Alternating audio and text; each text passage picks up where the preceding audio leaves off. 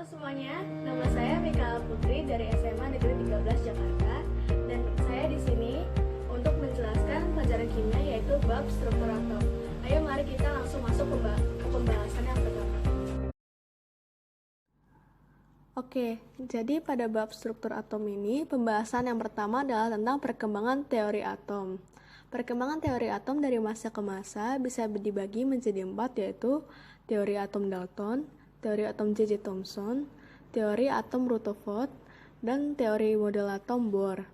Nah, kita langsung masuk saja ke yang pertama, yaitu teori atom Dalton. Teori atom Dalton. Pemahaman tentang atom oleh John Dalton pada 1805.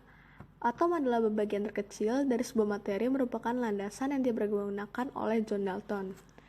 Dia mengembangkan teori atom berdasarkan hukum kekekalan massa, Lavoisier, dan hukum perbandingan tetap Proust. Dalton mengajukan bahwa 1. Setiap materi disusun oleh partikel kecil yang disebut dengan atom. Atom merupakan pengejal yang sangat kecil. Unsur adalah materi yang terdiri atas atom sejenis dan berbeda dengan atom dari unsur lainnya. Senyawa adalah materi yang disusun oleh 2 atau lebih jenis atom dengan perbandingan tertentu. Pembentukan senyawa melalui reaksi kimia yang merupakan proses penataan dari atom-atom yang terlibat dalam reaksi tersebut. Teori atom yang diajukan oleh Dalton belum dapat menjawab fenomena tentang yang terkait dengan sifat listrik. Diketahui bahwa banyak larutan yang dapat menghantarkan arus listrik. Dengan demikian, atom masih mengandung partikel lainnya. Kelemahan ini mendorong ilmuwan lain untuk memperbaiki teori atom Dalton. Berikut adalah model atom Dalton, yaitu berubah sebuah bola pejal saja. Nah, yang selanjutnya adalah teori atom J.J. Thomson. Kelemahan dari teori Dalton diperbaiki oleh J.J. Thomson. Dia memfokuskan pada muatan listrik yang ada dalam sebuah atom. Dengan eksperimen menggunakan sinar katoda, membuktikan adanya partikel lain yang bermuatan negatif dalam atom yang merupakan bola kecil yang pejal dan padat. Partikel tersebut adalah elektron. Jadi dengan kata lain, Thomson juga menemukan elektron. Thomson juga memastikan bahwa atom bersifat netral, sehingga di dalam atom juga terdapat partikel yang bermuatan positif. Selanjutnya, Thomson mengajukan model atom yang dinyatakan bahwa atom merupakan bola yang bermuatan positif dan elektron yang tersebar di permukaannya. Jadi menurut Thomson, atom itu berbentuk seperti roti ditaburi kismis atau kue onde-onde dengan tersebarnya elektron di atasnya. Dan berikut adalah model atom Thomson. Jadi bolanya tersebar, bola pejal bermuatan positif dengan elektron tersebar di permukaan bola. Oke, dan selanjutnya adalah teori atom Rutherford. Penelitian penembakan sinar alfa pada plat tipis emas membuat Rutherford dapat mengusulkan teori dan model atom untuk memperbaiki teori dan model atom Thomson. Menurut Rutherford, atom mempunyai inti yang bermuatan positif dan merupakan pusat massa atom dan elektron mengelilinginya. Rutherford berhasil menemukan bahwa inti atom bermuatan positif dan elektron berada di luar inti atom.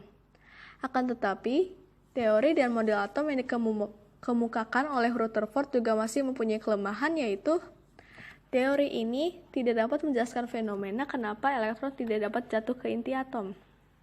Padahal menurut fisika klasik, partikel termasuk elektron yang mengorbit pada lintasannya akan melepas energi dalam bentuk radiasi, sehingga elektron akan mengorbit secara spiral dan akhirnya jatuh ke inti atom. Nah, dan itulah kelemahan dari teori atom Rutherford. Dan berikut adalah model atom Rutherford. Itu berbentuk seperti ini. Nah, dan yang selanjutnya adalah teori atom Bohr. Teori Rutherford selanjutnya diperbaiki oleh Niels Bohr. Pendekatan yang dilakukan Bohr adalah sifat dualisme yang dapat bersifat sebagai partikel yang dapat bersifat sebagai gelombang bola pejal bermuatan positif dan elektron tersebar di permukaannya. Hal ini dibuktikan oleh Bohr dengan melihat spektrum dari atom hidrogen yang dipanaskan. Spektrum yang dihasilkan sangat spesifik, hanya cahaya dari frekuensi tertentu. Spektrum yang dihasilkan merupakan gambaran bahwa elektron mengelilingi inti. Beberapa spektrum yang dihasilkan mengindikasikan bahwa elektron mengelilingi inti dalam berbagai tingkat energi. Hal ini telah mengantarkan Bohr untuk mengembangkan model atom menyatakan bahwa yang pertama, atom tersusun antara atas inti bermuatan positif dan dikelilingi oleh elektron bermuatan negatif. Ada bersamaan dengan teori-teori yang sebelumnya. Yang kedua, elektron mengelilingi inti atom pada orbit tertentu dan stasioner atau tetap dengan tingkat energi tertentu. Yang ketiga, elektron pada orbit tertentu dapat berpindah lebih tinggi dengan menyerap energi. Sebaliknya, elektron dapat berpindah dari orbit yang lebih tinggi ke yang rendah dengan melepaskan energi. Pada keadaan normal, tanpa pengaruh luar, elektron menempati tingkat energi terendah disebut tingkat dasar atau ground state. Teori atom yang diajukan oleh Bohr hanya dapat menjelaskan hubungan antara energi dengan elektron untuk atom hidrogen, namun belum memuaskan untuk atom yang lebih besar. Dan itulah kelemahannya dari teori atom Bohr. Dan berikut adalah contoh modelnya. Seperti bisa dilihat, atomnya memiliki beberapa kulit yang bisa menarik dan melepaskan energi. Dan inilah partikel atom yang terdiri dari proton, neutron, dan elektron. Berikut adalah struktur atom. Nah, proton bersifat netral dalam suatu atom. Berikut juga dengan neutron dan elektron adalah yang bersifat negatif.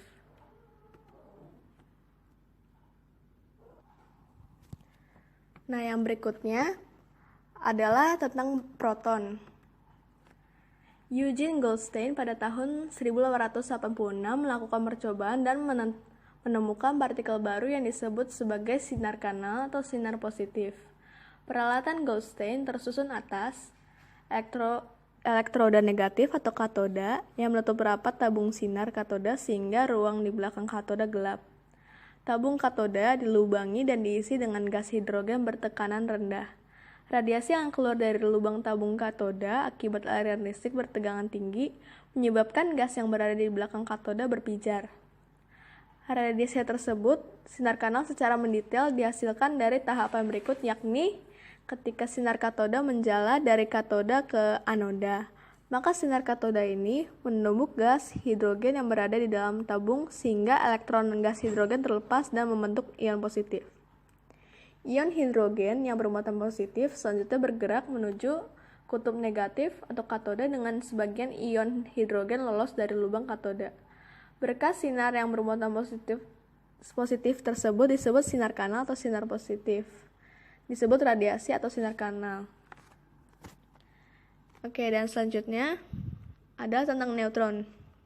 Penelitian yang dilakukan Rutherford selain sukses mendapatkan beberapa hasil yang memuaskan juga mendapatkan kejanggalan, yaitu massa inti atom unsur selalu lebih besar daripada massa proton di dalam inti atom. Rutherford menduga bahwa terdapat partikel lain di dalam inti atom yang tidak bermuatan karena atom bermuatan positif disebabkan adanya proton yang bermuatan positif. Adanya partikel lain di dalam inti atom yang tidak bermuatan dibuktikan oleh James Chadwick pada tahun 1932. Chadwick melakukan penelitian dengan menembakkan logam berilium menggunakan sinar alfa. Hasil penelitian menunjukkan bahwa suatu partikel yang tak bermuatan dilepaskan ketika logam berilium ditembakkan dengan sinar alfa, dan partikel ini disebut sebagai neutron. Neutron tak bermuatan yang bermassa 1 SMA, pembulatan. Dan yang berikutnya adalah elektron. Elektron merupakan partikel dasar penyusun atom yang pertama kali ditemukan oleh Joseph John Thomson pada tahun 1897. Jadi kesimpulannya penemu elektron itu adalah Joseph John Thomson. Elektron ditemukan dengan menggunakan tabung kaca yang pertekanan sangat rendah yang tersusun oleh 1. Plat logam sebagai elektroda pada bagian ujung tabung, katoda, elektroda dengan kutub negatif dan anoda, elektroda tabung sinar katoda dengan kutub positif. Ya, bisa dilihat gambarnya seperti ini. Listrik bertekanan tinggi yang dialirkan melalui plat logam mengakibatkan adanya sinar yang mengalir dari katoda menuju anoda yang disebut sinar katoda. Tabung kaca bertekanan rendah ini selanjutnya disebut tabung sinar katoda. Adanya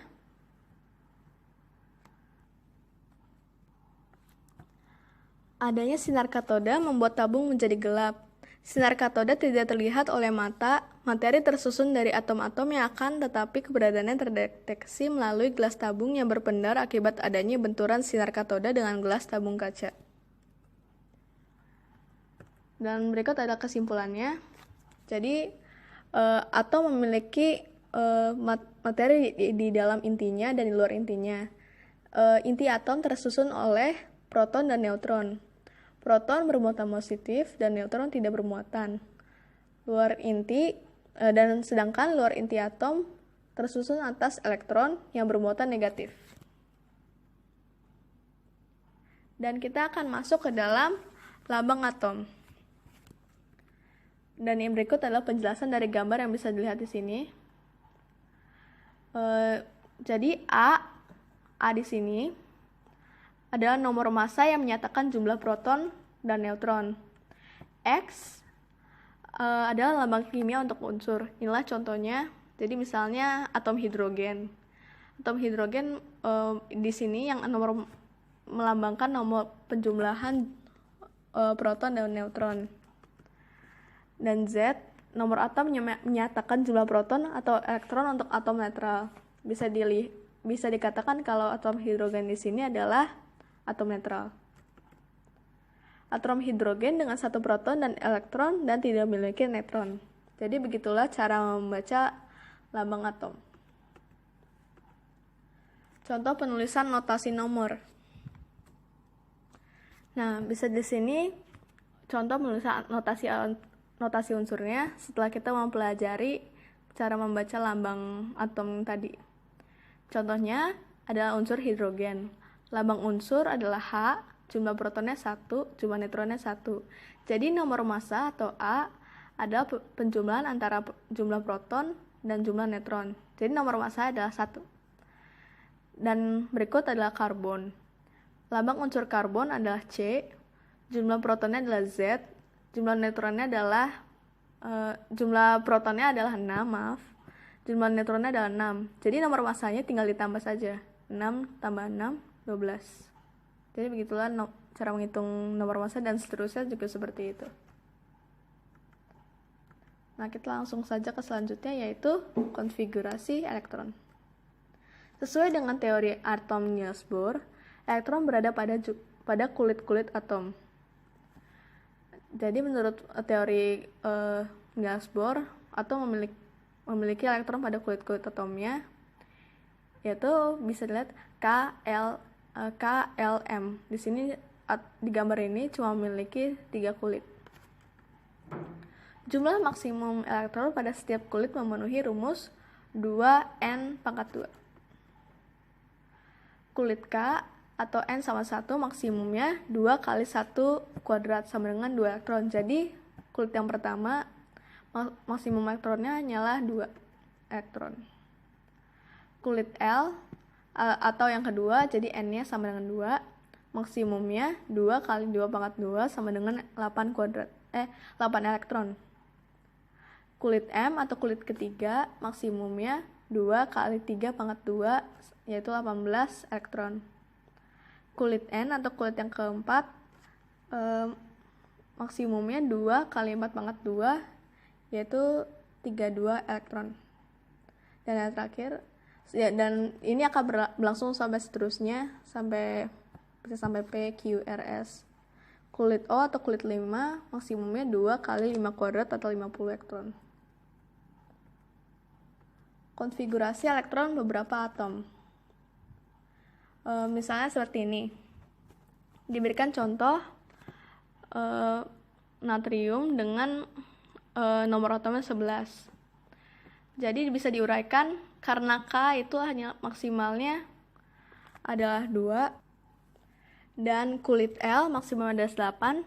Jadi kita harus biar jumlah setiap kulitnya menjadi nomor atomnya. Jadi 2, 8, 1. Jadi jumlahnya 11 ya. Jadi konfigurasi elektron natrium adalah 1. Nah, akan menjadi seterusnya seperti berikut ini. Atom-atom yang lainnya juga sama. Misalnya magnesium dengan nomor atom 12 bakal bisa diuraikan seperti ini, 282. Elektron valensi yang digunakan untuk membentuk ikatan kimia. Jadi misalnya kayak 1, 2, 3, 7 ini bisa membentuk ikatan kimia dengan elektron lain agar menjadi stabil.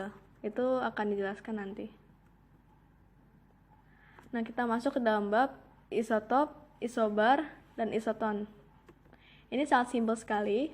Jadi isotop itu adalah istilah untuk atom-atom dari unsur yang sama mempunyai massa yang berbeda, seperti contohnya C12, C13, dan C14. Nah, dan isobar adalah atom-atom dari unsur yang berbeda mempunyai massa yang sama, contohnya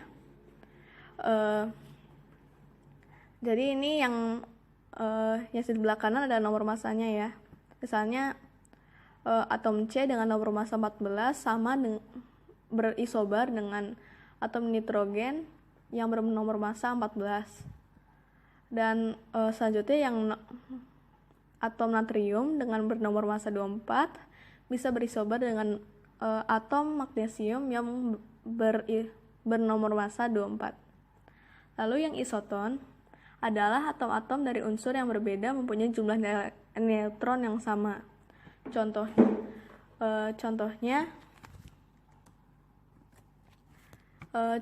yaitu seperti atom karbon dan atom nitrogen. Jadi kalau diselisihkan kan jumlah neutron itu kan nomor massa kurang nomor protonnya. Jadi coba diselisihkan, 13, 6 dan 6, 7, 14 dan 7, 7. Jadi mereka berisoton sama lain. Dan berikutnya seperti atom yang selanjutnya ini. Terima kasih banyak sudah menonton video ini. Semoga